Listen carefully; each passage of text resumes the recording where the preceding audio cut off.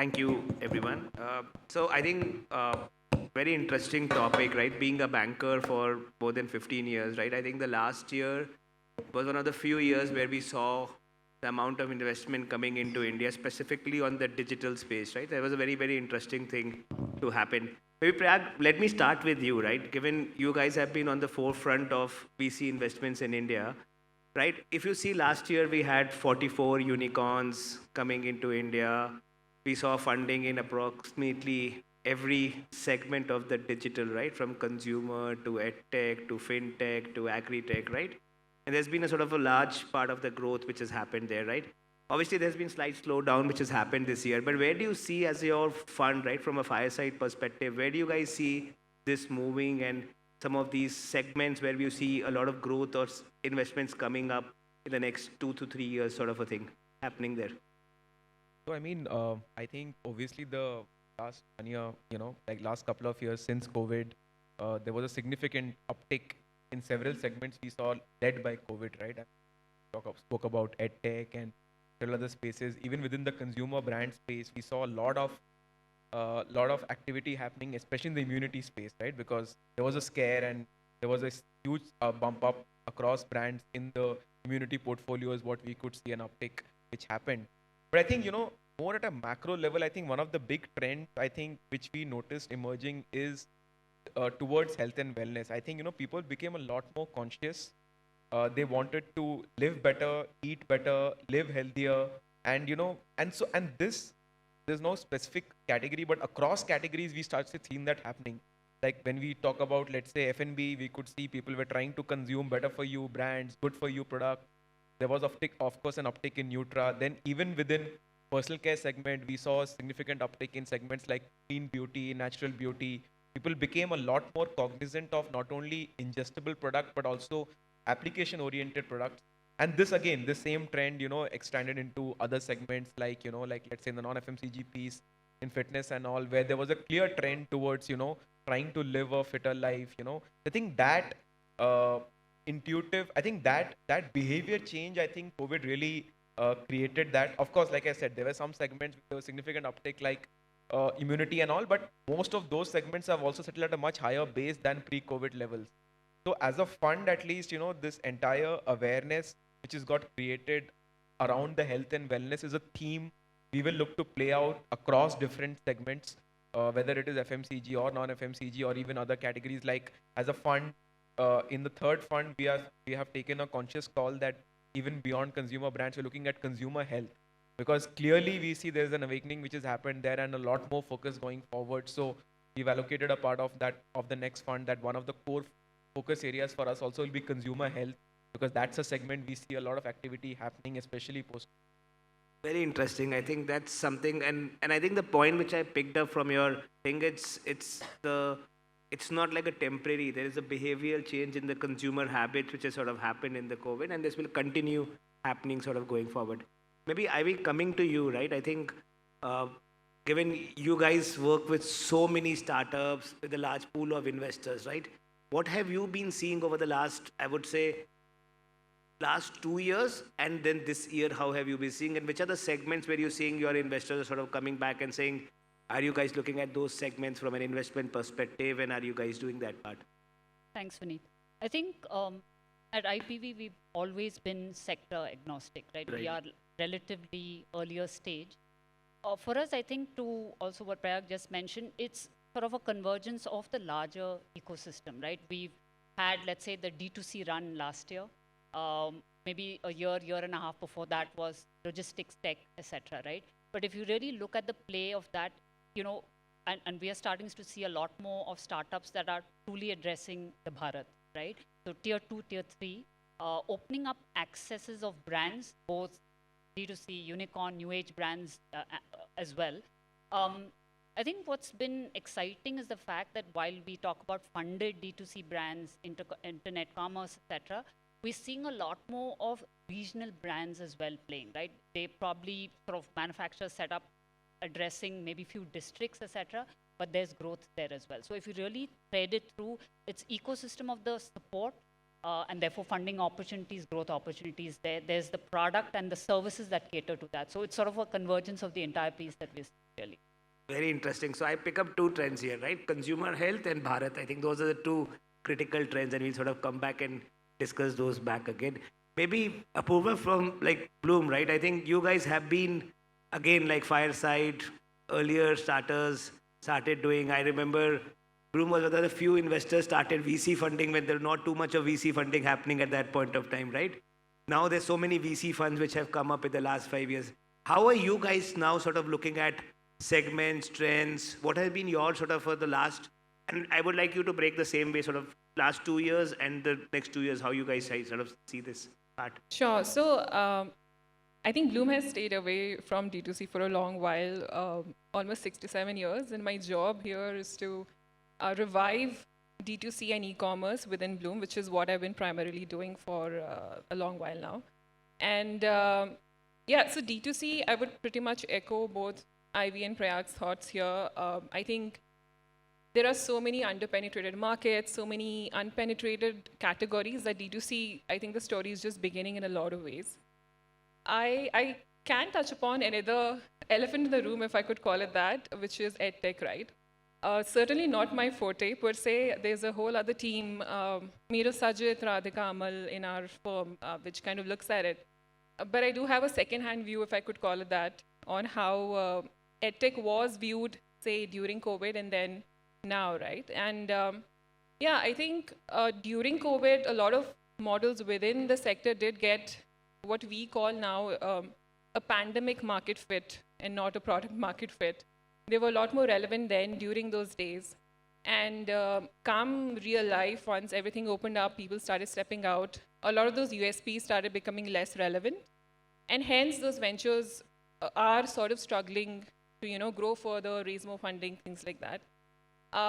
Bloom is not invested in any of those ventures. We've always believed in, backing great founders, solving real life, large problems. And having said all of this, we are still funding ventures in the edtech space, right? So come January, February, you would see a couple of really large announcements around edtech investments that Bloom is doing. So I think what I'm trying to say is a good, solid business solving a real problem profitably in a very solid, with very solid margin structures would get funded in any markets, regardless of COVID or not. And I think we've just been following that approach so far, D2C, EdTech or otherwise. Maybe Deepak, coming to you, right? Being a banker, then being a CEO, and now sort of starting your own business, right? It's sort of changing hands, right? And maybe I want to hear your experience about, I know we will come to the topics about your experiences with VCs and everything, but I just want to hear about what, first of all, I think maybe you want to introduce yourself to people, sort of what is you guys are building around, so that's helpful from there. And how have you seen from outside, because you haven't moved to India recently, how have you been seeing India's rise of VC investments, and how do you see this will go forward, right? More a banker hat, I would say, rather than a founder hat, and then I'll come back to the founder hat back again on that question. Thank you for that. Just briefly, 2 decades in work experience spanning India, Asia, London, and the US. Most recently, I was a partner with McKinsey, leader in the digital McKinsey and retail practice in the US. And then I was the CEO for Wayfair, which is sort of the largest home goods platform. It's like the Amazon of home goods, and I set them up in Asia. And we ended up setting up WARPFY, where our vision is essentially to build the Shein of home and kitchen, essentially a manufacturer direct-to-consumer approach. Our vision or mission is, in my lifetime, I would like to see at least one brand from India in the top 100 consumer brands globally, and not just be a low-cost labor solution for everything. So that's what we're doing. To your second piece, I think a key motivating factor around that, which is also, I think, which is where I see nothing more I can add from a theme perspective in investments. The key, I think, the change that I expect or I would like to see, or what I'm seeing from the government of India, which is around Made in India for the World. And that's which is a theme which I feel has been underrepresented for over a decade now. I mean, there are a lot of problems to be solved in India, but a large portion of India as a perception is about how India is perceived abroad.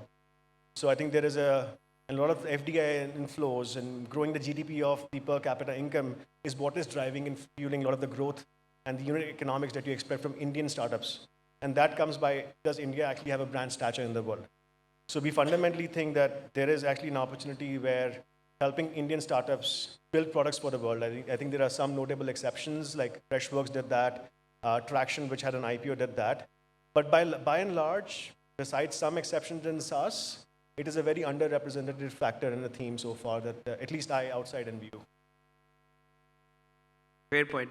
So maybe Parag coming back, right? And I think this is an interesting point about, and the panelists prior to this was also discussing this, the whole top of the funnel and going back to that, right? And given you guys have been on the front of the lot of consumer investments, Boat, Mama, the unicorns coming from your portfolio, one of the questions which a lot of startups or the investors have been asking to the VC part is this whole performance marketing piece, right? How this sort of because the whole thesis, which I would say 2 or 3 years back we used to talk about it, the performance marketing will have that operating leverage, eventually starts going down as your business growth happens.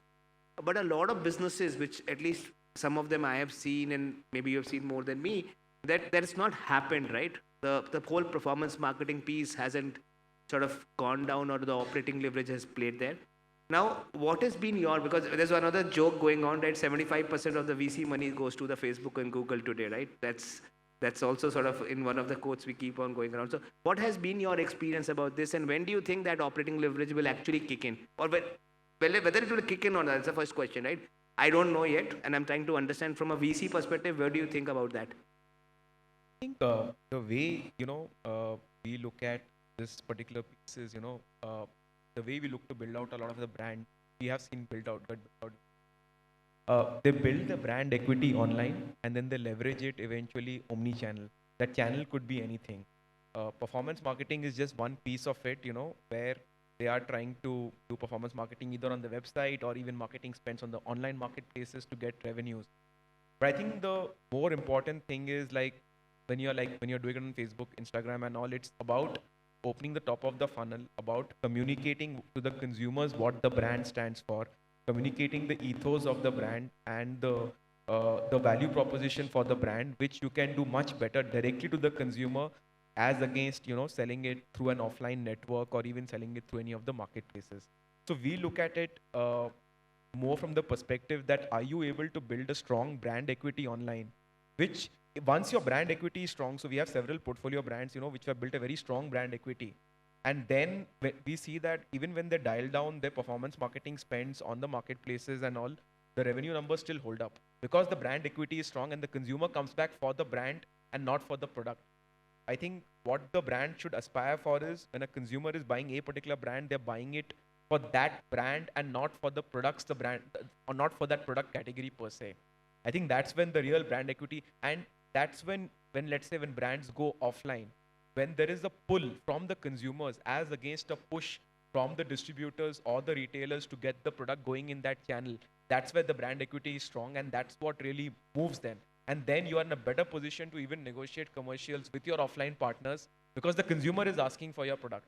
I think that's the way to look at it. I agree. I mean, on D2C website, the ROAS and all obviously have come down because I think what has also happened is, I think structurally, even the incumbents have moved a lot of marketing spends to digital channels, and the eyeballs are limited. Eyeballs is basically you and me spending time on Facebook, and that cannot go up. So obviously there is a demand supply challenge which has come there, because of which because of the limited supply and higher demand, the costs have gone up. But I think the idea should be not just that you are only scaling online or only on your own website, but you should be able to build a brand equity online, which you can leverage across multiple channels. So that's the way we would typically look at it. And even within, let's say, your own website and all, we have seen several brands in our portfolio which, they have, been able to manage the performance marketing returns and still being able to make the website a CM2 positive channel by, doing strategies around D2C affiliate, leveraging D2C affiliate channels, changing the mix between the Facebook and the Google spends and all. I think people have managed that. But the more macro point, I think, is that, is the brand building a strong brand equity? And if the answer is yes, then it still makes sense to them. Understood. So basically, what you're saying is, if there is once you are able to build your brand equity, then you can leverage the different distribution channels with omni-channel, and then your operating leverage will hopefully start coming in. And I think you have seen that in some of those brands. Mamaearth is a very good example of how they sort of build the whole profitable D2C personal care brand, right? I think something which has been very, give credits to Varun and team, sort of what they have done it. Maybe I be coming back on the same questions, right, for you guys, because a lot of your startups are at a very early stage, right? And you would have now started seeing that operating leverage right now still playing out, right? But when you make these investments, how does your thesis go about this? Is for them it's like a brand equity, then going into the distribution. How about your thesis? Sort of that's happening. We do say that this whole retention piece will start playing in the cohorts we talk about. How are you guys looking at from that investment sort of perspective to that? So I think, Prayag sort of laid it out well. The goal really is to have a brand that stands for something, and the product of the brand that the consumer is coming back for. For us, I think the challenge is their early stage, right? Even funding from that perspective is limited, and therefore, are we looking at pure performance marketing, just getting consumers back, and whether it's Amazon or whether it's their own website? For us, I think at the early stage and for our portfolio companies that we've seen, right, it is going to be a fine balance trade-off between, let's say, conversion, buying, etc., versus brand spending, right? So when I'm talking performance marketing, for us, the conversation always has been that, depending on which product category it is, that debate between your own website and getting consumers there versus, sort of partnering in that sense with the larger players, right? Whether it's the Amazon or Flipkarts, think of them as your malls, and at least you have footfalls coming in, and then look at your conversion there. Because a lot of times what tends to happen, more so possibly in apparel fashion versus maybe consumption product, what tends to happen is you are discovered, let's say, on Amazon, you have the buying experience, etc. Range tends to, of course, be larger from a brand standing on your own website, right? And then you start getting consumers to your website. So it's a little bit of a journey, sort of starting out a little more with acquiring and therefore holding on to them once they've experienced you, and then spending on, let's say, own website and then the brand building journey, really. No, understood. Apurva, maybe the same question, right? And sort of, I'm just been repeating the same question, but I think it's very important to understand from a VC perspective, right? When you guys look at investing in a company, I think this is one of the, because that's when a lot of money goes into go through before it becomes profitable, self-sustainable. How has been Blume? Because I know you guys have stayed clearly away from the D2C. I know you told about that, and then you're saying, no, we want to go back to that. And I don't know, it's late or early, that's a different discussion. But how, and suddenly why, right? That's again D2C, because the same performance marketing question will go in your mind when you're looking at some of these investments there. Yeah, so in general, the metric that we actually start off with or focus on the most is a CM2, right? And CM2 is your GM minus logistics minus marketing, and the margin that is left after that. The ideal case, of course, being that CM2, the venture that we are looking to evaluate further is CM2 positive or has some sort of very clear path to a positive CM2 sort of a level. I feel a CAC that is being used to fund a CM2, which is either positive or approaching positivity, is excellent operating leverage.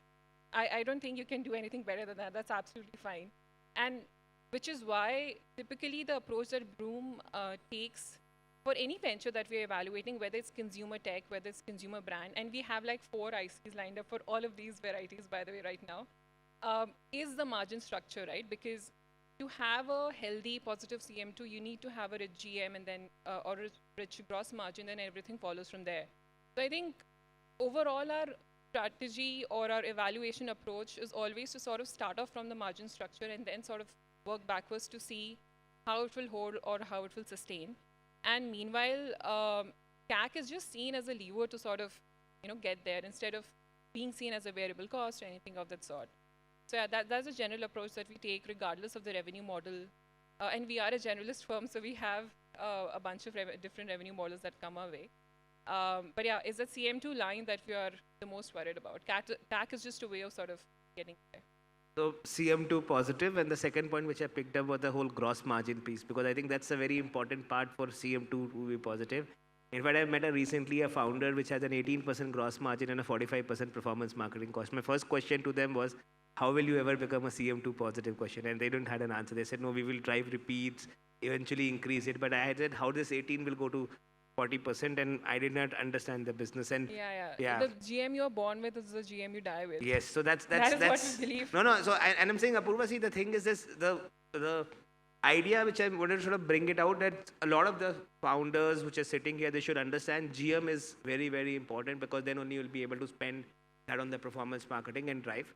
Obviously, it helps to create a brand from an omni-channel brand equity. It will take some of those things, but idea is that I think the GM is the first element. Then comes performance marketing. Then comes CM2, right? I think that's sort of a flow from there, right?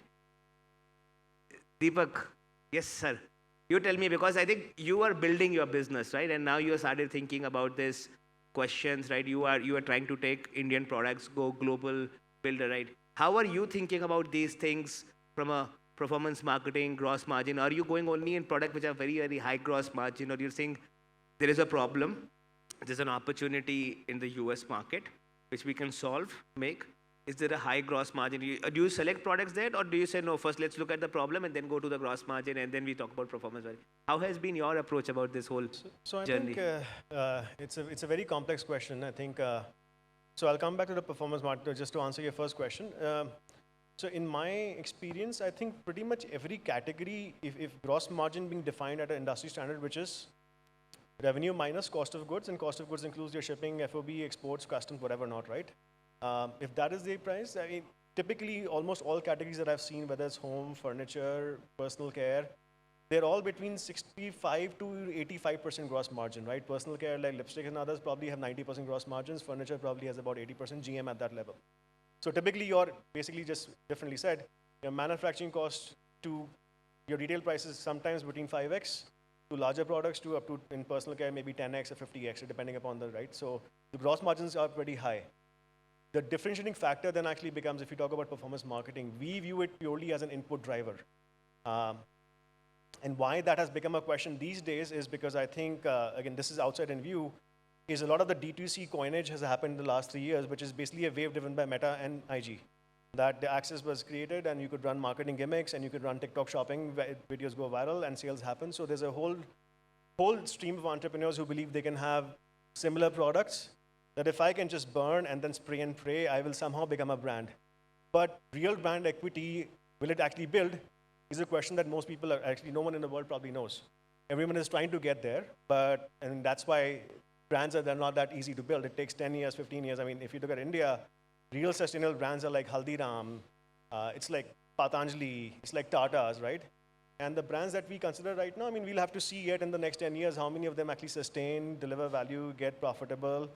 Companies that are not profitable are probably not even in the range of PMF if they're not even getting CM2, right? That's not even a real PMF, because someone gives me a 1 rupee product for 10 paisa, I'll buy it, right? Of course.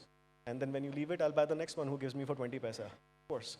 But then coming to performance marketing, I think it's an input metric, as in it's not a new learning, right? Any brand, if you look at H&M or Unilever or Procter & Gamble, you're looking at basically channel diversification, and you're measuring basically data-driven marketing, and it's performance marketing versus particularly Facebook, IG, and online channels. There's search, there's SEM, there's SEO, there is influencer marketing is a new way of saying what endorsements used to happen on TV ads. So pretty much every company, the point is, how are you blending your margins? Do you know the purpose of your channel? Which channel is going to drive your footfall and your bread and butter at a lower margin, higher revenue base that will pay for all the salaries, and where are you investing?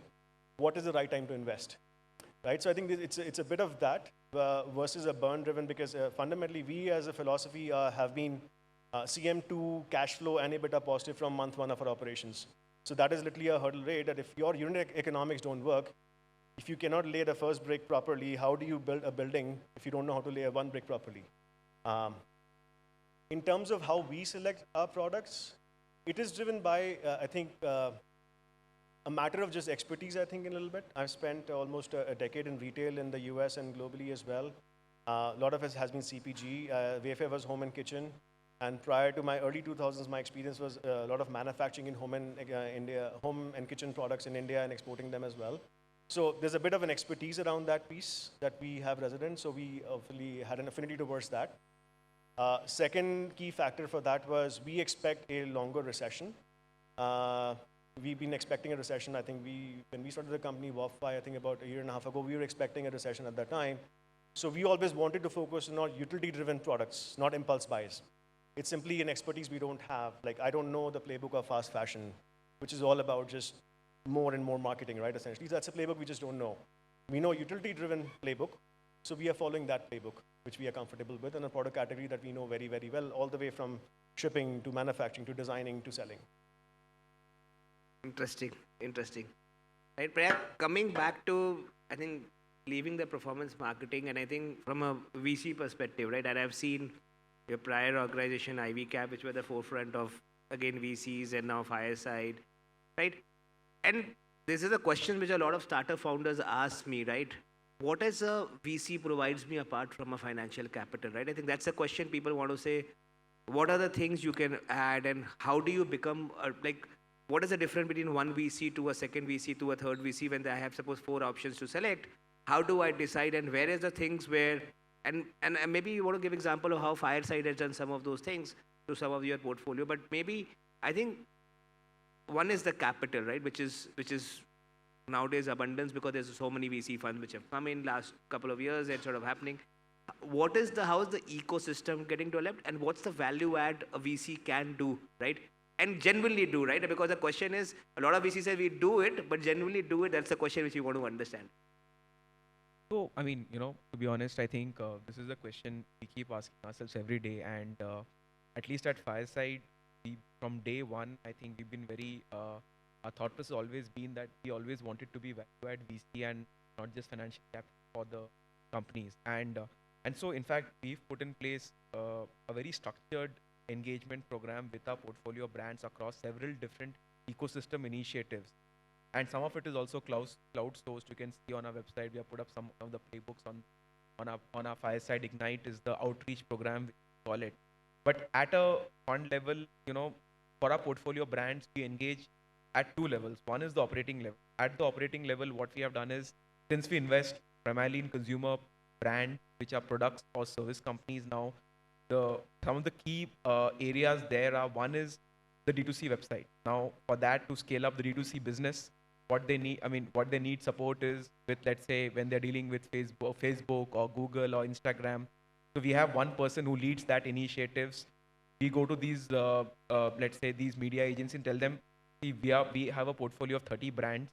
Can we work together with you? So we have prepared structured engagement programs with them where, we help them get a POC in these organizations, get a joint business plan developed with them, and thereafter do several workshops and all, so just to think through issues and brainstorm issues, and also a very structured engagement program on the D2C part of the business. Second, what we do is, which I lead, is the entire initiatives on the marketplaces. We work very closely with the Amazons, Flipkarts, Big Baskets, now all the Q-commerce players, whether it's Instamart or a Blinkit and any other player there, because that's another big channel for our portfolio brands, a go-to-market channel. And again, there also, we engage with them. We've built structured engagement programs where they have POCs in place, they have access to different people within these organizations, which is like a Fireside point of contact for our portfolio brands. And again, they build out joint business plans. We built several playbooks also, like we built a D2C playbook. We built a playbook for Amazon, for Big Basket, which tells our brands how to list on these platforms, how to scale on these platforms, and eventually, how to really ramp up on these platforms. Similarly, we run another initiatives on the debt piece, like most of the companies which we see, of course, we provide them equity capital, but we guide them as to how to, whether it's revenue-based financing or venture debt, or eventually moving NBFC financing and thereafter into bank lines. We have a lot of the relationships in place because some of them are also LPs in our fund, and we facilitate that. So that's another of my colleague who leads that initiative on the entire debt ecosystem. Then I have another colleague who manages the entire, let's say, for the portfolio companies to be able to raise the next round of capital, right? So managing relationship with the investment banking community, with the potential next round investors. So he works very closely with our portfolio brands in terms of helping them think through the next round fundraisers and eventually exits for us as a fund. So this is something which we do at the operating level. Now, at I would say more strategic level, a lot of our partners come with a significant experience in the FMCG space, almost 3-4 decades of experience. So we help the brands think through, most importantly, think through the organizations in terms of how to build out teams, because one of the biggest learnings for us has been brands which have built out team ahead of scale have actually scaled much faster and have actually hit the J curve and really scaled well. So something to think through the org structure, think through the organization, that's something which we help them do. Secondly, also in terms of the brand architecture, the brand thought, the pricing strategy, because since we come with that FMCG experience and that experience of operating businesses, I think that's something which we do, but that's more at a strategic board level. Whereas these are the ecosystem initiatives which we do at the operating level. So that's how we have structured it as Fireside, and we are constantly in the process of adding more ecosystem initiatives basis the feedback which we get from our portfolio brands, and some of it is also put up on our platform which is called Fireside Ignite, and we'll be adding a lot more to this as we go along. Phenomenal, phenomenal. I think that's really good, right? I think the ecosystem which you guys have created, not only helping them get debt to whole the operating part of it and then the strategic, I think phenomenal. I think Prag, phenomenal. I mean, this is a question which I would very keen to ask you, given you guys have 120, 140 investments, right? And for you, like, there are 120 of them, right? And how do you create that ecosystem to sort of one of the portfolio can leverage from another portfolio, one part of it? What are the value add from an inflection point you guys think about? IPV sort of goes back into it. How have you guys been doing this part? Because you have 120 of them, right? Can you literally leverage each other of them? Can you spend so much of time, 3 days a month, year itself, day means 360 days gone? What has been sort of IPV sort of been then on this part of it? So I think at IPV, we've always believed in doing things differently, possibly sort of turning things upside down and shaking it a bit and seeing things, right? One is we, of course, do have a large team. For us, we are a platform where we're bringing investors and startups together, right? And therefore, for us, trust, process, and really transparency through that, and then taking it to great returns is really what we're doing. For us, what's critical is, of course, next round of funding, etc. But keeping aside funding, for us, the two aspects, because we strongly believe that everyone can grow with startups, is what we are helping the founders with is twofold, right? One is from a business side of it. We are a 7,000 plus member platform. A large part of that are CXOs of large and small and owned business enterprises. What it does is it opens up for the startups, our portfolio, immediate access to the CXOs, right? Now, and that works both ways. It opens up business and consumers, whether they are B2B startups or B2C. The other aspect that it opens up, which to us is invaluable, is really sort of tapping on to years and years and years of experience, and we have a mix of founders. We have very experienced seasoned founders. We have founders who are still in college. But I think the diversity of views from our member platform, right? It opens up access. We have our investors speaking. We have our sort of systemized process where they meet up. And it doesn't have to be invested members, right? We also have a lot of folks who are just members and say, hey, if this is a startup that IPV has, we see an opportunity here, we can connect them. There are a lot of sessions where founders just say, we need help talking through something, which could be things like, when do I time my Series A funding next, right? At what metrics, what should I look at?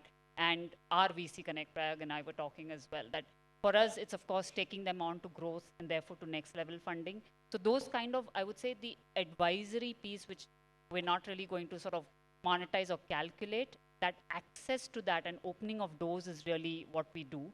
And I think in that sense, we put up our hands and always say that we've grown through our network and our members, and we leverage that, right? We absolutely have no form saying that it's our members who've taken that and worked with our startups to grow. So that access to us is a big piece that we do. Very interesting.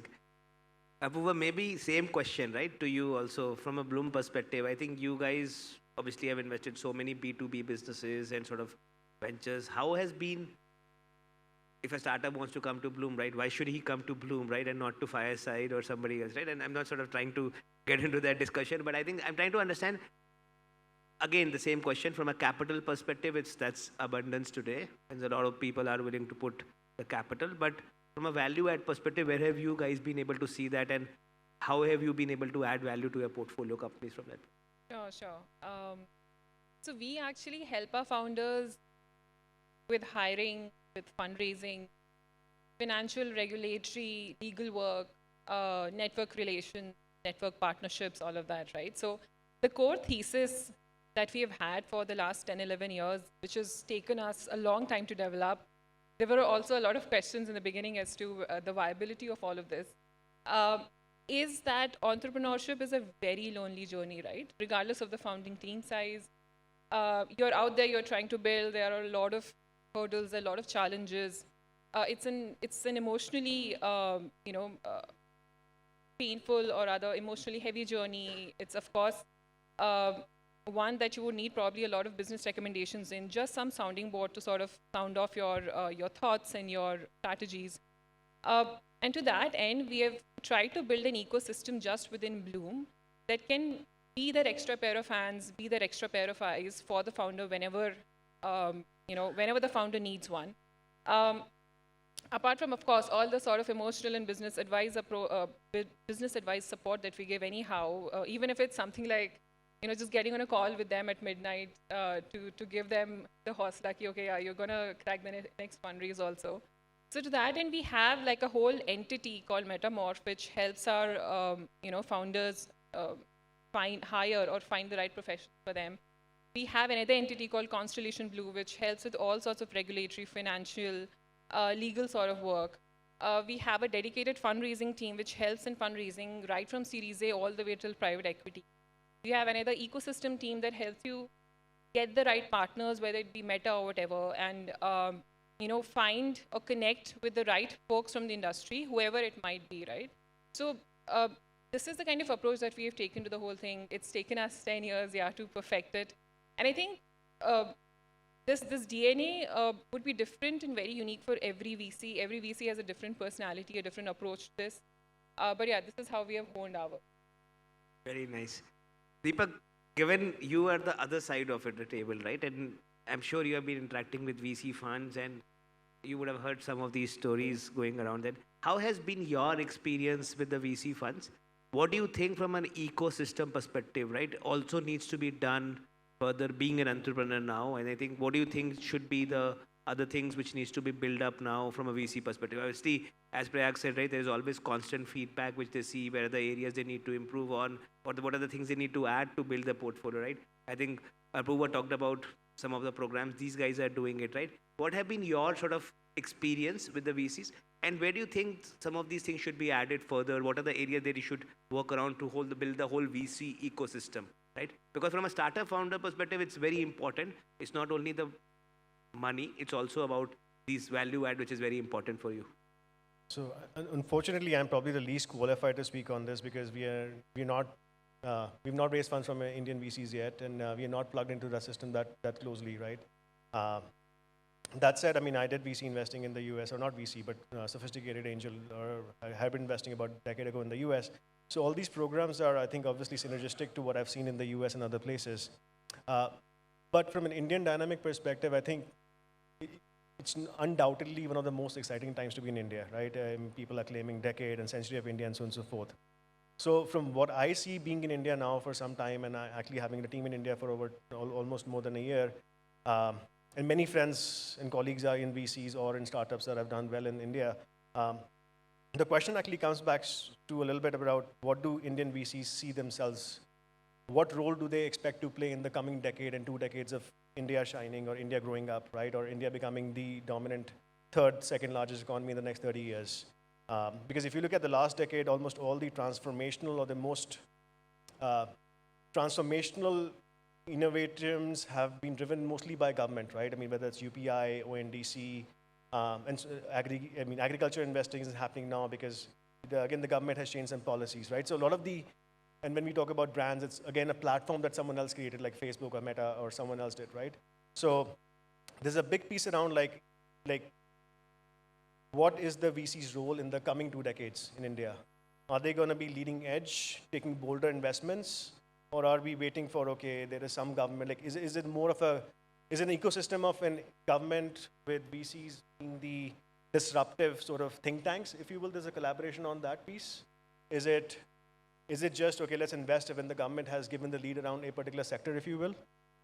Because agriculture tech is just picking up, which is about 40-50% of the population of India. Unorganized sector of artisans, which is the second largest labor force deployment in India, like combined agriculture and artisans and craftsmen, that's about 60% of India's population. We haven't seen much innovation in those sectors just yet, which don't need a lot of policy changes, right? Let's put it that way. But it needs a very different kind of capital. Manufacturing hasn't yet seen any innovation in India. So a lot of SaaS has obviously been doing for the last 2 decades. So it's a little bit of what role that, and then you have to judge whether the ecosystem is ripe and mature enough to support that role. So you need to figure out what role we want to play as, or the investors want to play in that role, and then see if the ecosystem that they're building measures up to the role they expect to play in that system. Disruptors, innovators, leaders, or in terms of metabolizing populations, impact, GDP, whatever that may be. Deepak, you're right. I think this is not about VCs. So when you look at the ecosystem, there's a government, there is a VC, there is a startup, and maybe you'll call the bigger thing is this problem, right? I think that's when you're trying to solve, startup is trying to solve a problem, VC is looking at, and the government regulation, because the ecosystem across there, right? And in fact, very interesting analogy. We did a small presentation somewhere in 2017 or 18. So between 2014 to 16, India's VC investment rose, right? And then we had a year and a half sort of consolidation coming back. And a lot of VCs were investing because they were missing the China bus. They said, let's make an investment here. But then they realized the whole ecosystem around India wasn't ready, right? Exits was a challenge. A lot of business models were not even viable at that point of time. So, but that sort of the CM2 thing started coming back in, I think, 2018, and then we had a smooth sort of a run. Right? Maybe, I think the big elephant in the room, Prayag, maybe let me take this question. Right? I think a lot of people have been asking me this question, funding winter, funding summer, funding rain. I don't know what does that mean. Sort of this has been going on. Every day we read the papers, we talk about it. What has been your view, right? And what has been Fireside, and how you guys have been approaching that? This is a very important question to understand, because for a lot of startup founders, they are getting worried, right? Jittery. Do we need to even start? Do we need to raise capital, right? So what has been your view about this whole funding winter, funding summer, whatever has been going on around this? So, I mean, at least the way from our worldview, the way we have looked at it, at least from our funding perspective, I think our strategy doesn't change. We continue. We've always believed in investing in capital efficient businesses which have which may not be profitable now, but like you spoke about gross margins, Apurva spoke about CM2s and all earlier. I think those have always, like, business with strong unit economics is something we have always focused on. Capital efficient, strong unit economics, and of course, strong founders. I mean, that's the team is the first thing you bet on, and in large opportunity. I think that the fundamental principles of investing don't change for us in any kind of an environment. Having said that, there was a bit of a flux in the during the COVID years in terms of, like we saw some companies raising money at crazy valuations, and I think a lot of that flux has got now cleaned out. It's from a funding winter or summer, whatever you call, from that perspective, I think at least, and a lot of our portfolio brands have also raised a lot of capital. You've been involved with some of them. So clearly what we've seen is strong businesses which have good unit economics. There is still capital available for them. I think if the business is run in a capital efficient manner, it is scaling up well, and the economics of the business makes sense, I think there is still capital available, and I won't even say at, and still getting decent valuation multiples is what we have seen. On the flip side, I think over the last couple of years, a lot of business which maybe one can say questionable business economics were getting funded. Those are not getting funded now. Those are finding much tougher to raise money. But good businesses, good founders, strong unit economics, I think there is still a lot of capital available. And if you think about it, in the last 2-3 years, if you just look at the numbers, the amount of capital which has been raised by PE and VC funds in India, and this is this is not an open-ended fund. These are closed-ended funds. So this money has to get deployed over the next 3, 4, 5 years. And everybody is looking for good businesses. So I don't think there is any dearth of capital out there for good businesses and for good founders. So I think, so capital is clearly available. And also from an investor's perspective, if you see, the best businesses have actually got built in recessions. If you think back to whether the US market, Indian markets, some of the best businesses like a Google, like a Facebook and all of them got built initial years were during the recessionary downturns. So from an investing perspective, I think it's a very good time to invest, and which is why I said, investors will still back good businesses irrespective of whatever you read in the papers. Interesting. Ivy? To answer that question, while there's a short answer to that, I'm just going to pick a thread from what Deepak mentioned, right? That there's, let's say, ecosystem play of government-driven changes and then private sort of funds driving that. I think India sits between, let's say, a happy place of between the US and China. And what do I mean by that? US over the last maybe 3 to 4 decades, when we talk about real technology, right? We really talk about the FANG group driving. Their R&D budgets are crazy, right? So technology has come really from private, so to say, versus if you look at China and their trust in terms of, let's say, AI, etc., has really come in 2017, and it's all government-driven there, right? To me, I think why I say India is in a happy place is we have ONDC, we have the new education policy, right? We have so many new pieces that the government is going to put in place to sort of drive or shape behavior. Then it is for funds to come in, angel, VC, etc., to then help drive that. So it's a happy marriage of the two, the way I think about it, right? Given that ecosystem and therefore opportunity that we see there, short answer, there are funds. There is no dearth of funds for great ideas solving great, real problems out there, run by, of course, great team. But because the ecosystem is shaping that way, I think that will continue. The fund, while we sort of see some bit of it is media as well, what we decide to highlight and spotlight on versus what we don't want to, it's there. So, yeah. Interesting. Apurva? Yeah, so to be honest, I feel like we've been having a funding summer at Blume and not a funding winter per se. The last quarter has been pretty crazy with deals, I would say, very, very invigorating. I think historically, we've also found some of our best founders during these constrained times, right? When funding in general is probably not looking as rosy as it does otherwise. I think, having said this, there is a bit of constraint when it comes to funding, a bit of a winter, quite a bit of a winter at 2 stages that I see primarily. One is, of course, the very, very early stage sort of venture, and the other being the growth. Particularly for ventures at the growth stage, which might have raised at some really high buoyant sort of valuations earlier and now are being compared with public comparables, etc., and hence not getting a very fair sort of deal through, right? So I think there are certain areas, certain categories within venture which are facing the brunt of this winter. However, reiterating what I've said, what I think we've all alluded to so far, good founders building strong unit economic businesses would still get funded regardless of what the market is saying. Yeah. Good. Deepak, I know you haven't gone through this journey of the fundraising and all of that, but how you have been talking to a lot of startup founders and the VCs, right? What has been what are you picking up in terms of this whole funding winter, right? I think all the 3 people said the same thing, right? One is that if the unit economics are good, founders are good, we continue to fund, right? So maybe some valuations would have come down and business model which were not viable. But what have you been hearing about this whole funding thing or the funding winter has been going on in the global markets? No, absolutely. I think I've heard similar things. Again, we've had very small set of investors that we've raised from angels and people who are helping us. But if you look at this numbers, I was looking at, $45 billion of investment 2021 to 25, 22 something in 2022 so far. So there's definitely a massive drop.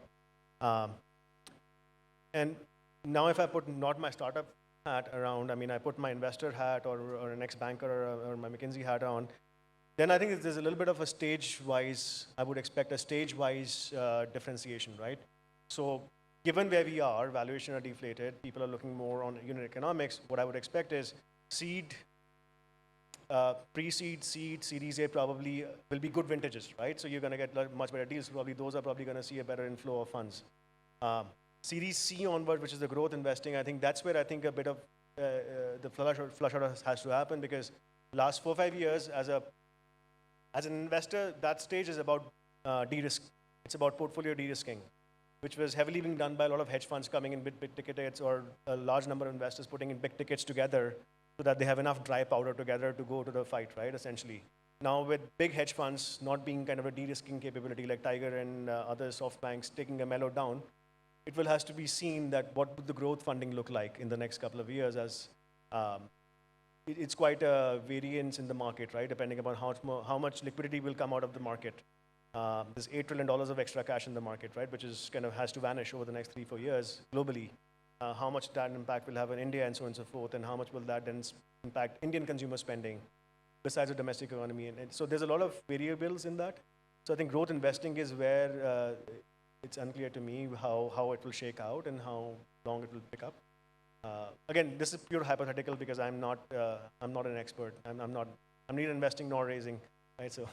That's okay, Deepak. No, I think thank you to all the panelists. I think before I open the floor to the audience, I think a couple of themes which I picked up during my discussion. One, it's clearly Prayag said, consumer health. I think that's a theme which will continue to stay.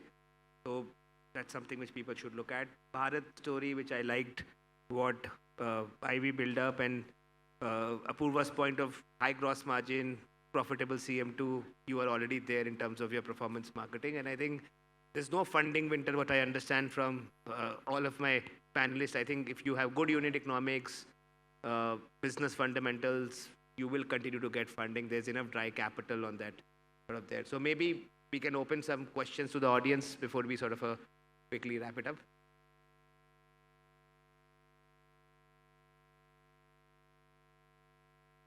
Okay, there's one finally.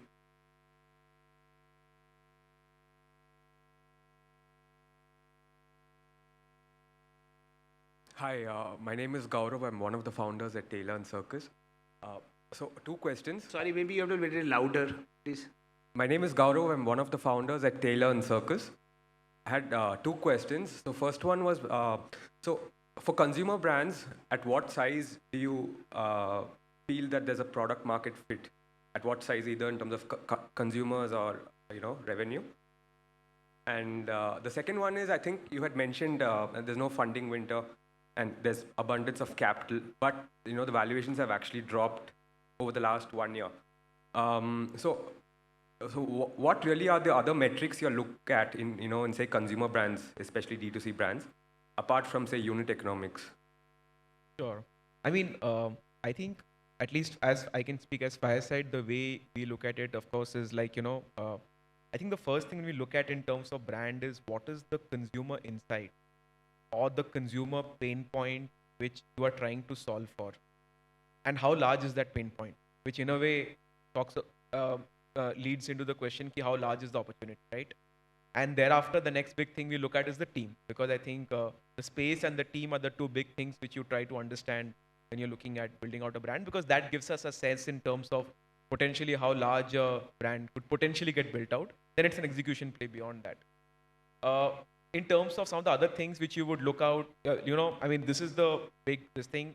In terms of stage, typically we are okay to look at businesses right from 10, 20, 30 lakhs all the way up to 2 to 3 crores, in terms of monthly revenue run rates. What we look for more than the revenue run rate is some initial product market fit, in terms of some initial customer validation of the product. So we don't, as a fund, we don't prefer to take the product risk or the PMF risk. So we are just looking to see if that is got addressed, if that could be addressed for different brands, even at a 10 lakh, 15 lakh, 20 lakh, or it could be at a 50 lakh. That varies from brand to brand in terms of how they're doing it. But basically, we're looking for the PMF to be in place, some initial customer validation to be there. And I think like Apurva mentioned, obviously, the gross margin is, like she very well put it, is what you are born with is what you die with. So decent gross margins, like if the gross margins, like what Vineet was saying, is at some single low teens and all, then it's very hard to make that economics work. And over a period of time, you can improve margins a bit, but there is a limit to which you can improve it. So we are not saying at day one that you will be CM2 positive at a very early stage and all, but at least if you have the gross margins to play with, there could be some improvement which can happen there. But if you can play with, then eventually we should be able to see a path to CM2 break even and EBITDA profitability. That's what typically, when we talk about unit economics, that typically what we look at. Yeah. There are a few more questions, right? Can I just answer one part of that? Sorry, piece? go ahead, Yeah. Deepak. Just one part, I think you mentioned something around funding winter and valuations, right? So, my father saying to me, right, टके का हाथी सस्ता महंगा और रुपए का महंगा नहीं रुपए का सस्ता टके का हाथी महंगा और रुपए का सस्ता. So valuations is going up and down. That's looking at a 2021 exuberant peak or 2020 exuberant peak is not implying a winter, right? I mean, as founders, like the winter is because the burden on founders is higher. To your PMF, are you profitable? Are you operating at the right level? Do you have a plan, right? That's why there's probably a winter, which is the higher bunda. The valuation itself is a deal. It's a negotiation. So you will not do a deal. No one will force you in a deal, and you will not do a deal which the valuations will reset by market. My only point being कि जब अच्छा market था तो सबने अच्छी valuation पे ले लिया. अब नहीं है तो they will do it a better way. So valuation has. I would just decouple the two things. It's a different mindset, right? So valuation is just about a valuation game then. Sure. I think we have two more questions quickly. We can take. But maybe the gentleman here, and then we can come back to you. Yeah. Thank you. My question is to all the VCs, including the moderator. My name is Rahul, and I run a company called Pollination Ventures. This is with regards to ethics at startups. We've noticed in the last few months, not only in India but even internationally, that there have been gross, governance issues at startups. And one would think that because they are backed by very, very strong VCs and strong brands as VCs, these things won't happen. And we've seen it. What is it, now at a time when everyone's doing a reset, what is it that VCs are doing not to be founder-driven or have that phobia of founders who would, if they question the founder will not take them in the next round, etc. How is that being addressed is a question that I just would like. Prayag, you want to take that question? Sure. So, I mean, at least we at Fireside, one of the core values one of the core tenets we have put in place is the entire ESG framework. Like even at the time of ESG stands for environment, social, and governance. Governance is probably the part you are referring to. So obviously, there is a DD process which happens. It could be a legal DD, commercial DD, there would be a financial DD. But I think we are trying to go even one step beyond that, and I think it's also about the thought process which goes into it and how you are thinking about the future. That's a level of understanding which even we are trying to build in, and and it's a process, it's evolving, but very clearly we are focusing on the ESG piece as a very core tenet of our investing framework going forward. It's part of our investment IC process. Like now what we do is we get the founders to meet each partner one-on-one to understand the founder better.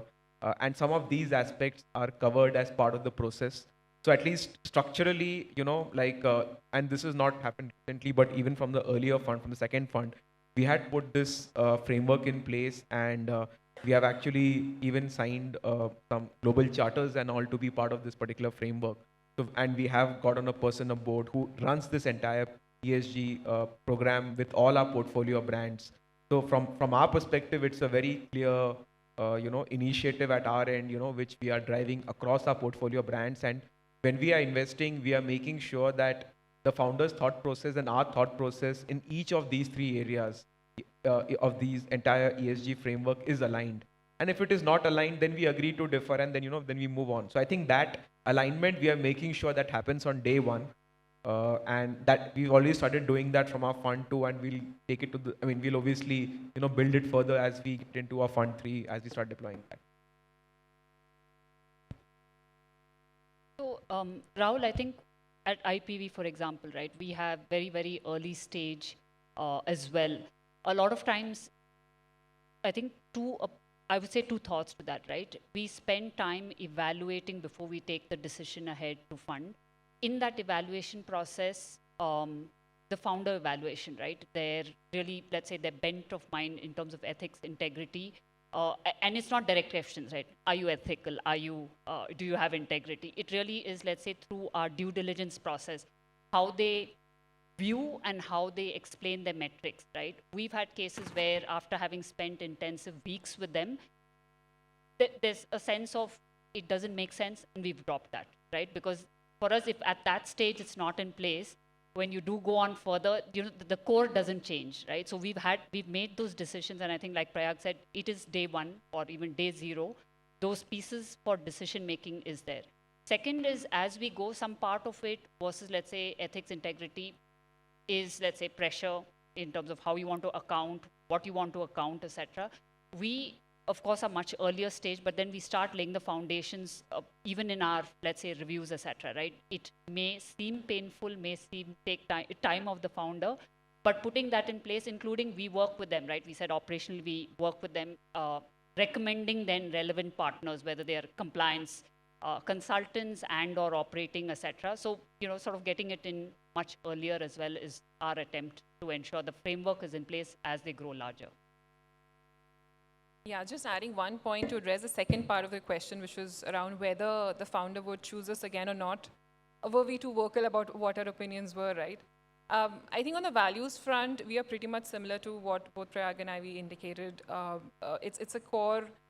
The evaluation process, throughout the evaluation process, we are trying to assess very keenly as to how ethically black or white or gray, where the founder lies on that whole white to black sort of spectrum, and whether or not we are fine with that. We actually have a whole section in the IC note which literally says, would the founder listen to us?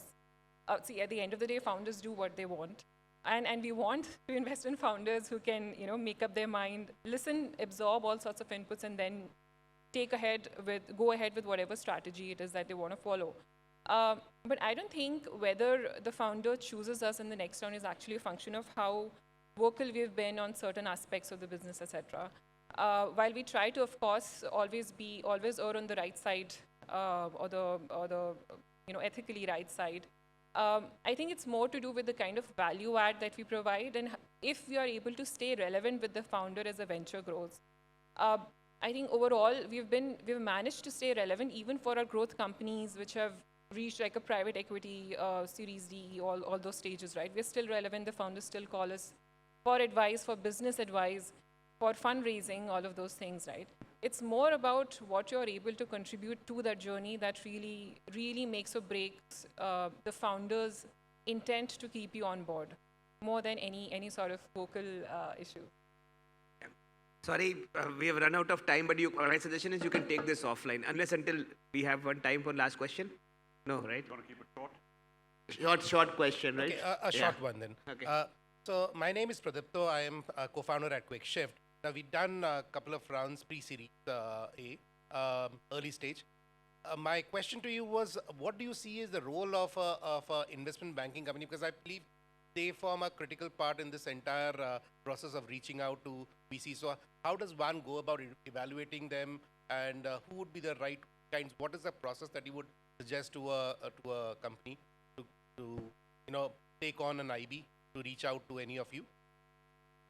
Sorry, I couldn't follow the question. So I believe an investment banking company is typically required to reach out to any of the VCs, right? And how would one evaluate the right VC? So what do you think should be the process that one should use to evaluate the right IB to represent you?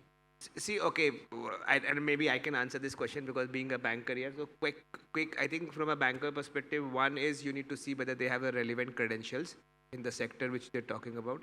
Second, the person who's driving that transaction for you, whether you have that comfort, whether they do it. And third, I think nowadays is quite common where you can do some ref check with the VCs to understand whether they have genuine relations. So there are 2 or 3 points which you can see from a track record and do. Some people may not have still, but if you like the guy, back it, I think it's a process, right? This VC funding, it's a process which can take longer. Sometimes it can be 3 months, it can be 6 months, but the right person is very important. So credentials and person, I think those are the two things which I sort of suggest my founders. On a connect with VCs, I think again, when you select your VC, you need to be careful with the partner. It's not about the valuation. I think I always tell my founder, valuation cannot be the first metrics. Metrics is the comfort with the person whom you're going to spend every quarter, the board meeting, every monthly or MIS meeting. That's the first question. If you are comfortable, then we go to the valuation. Because a lot of founders, what they do is, okay, this VC is paying me a higher valuation, I'll jump there, right? Or that shouldn't be a question. The comfort with the thing, and then the experience, right? What value add, right? For example, now if I'm a consumer brand, Fireside have so many partners who are either from a Unilever, right, or an ex-Myntra, right? I know these guys can add a lot of value to my business. They may not pay me the highest valuation, for example, or somebody else is paying. I still like to go and partner with Fireside because I know the experience, and that's when you have to take your call, right, and decide on that. That's my short answer to your question. I think we are done, right? That's it. Yeah. Oh, come on. You know you guys are hungry as well, right? Yeah, that's important. Okay. Thank you, everyone. I think thank you to the panelists and thank you for this. Thank you, guys.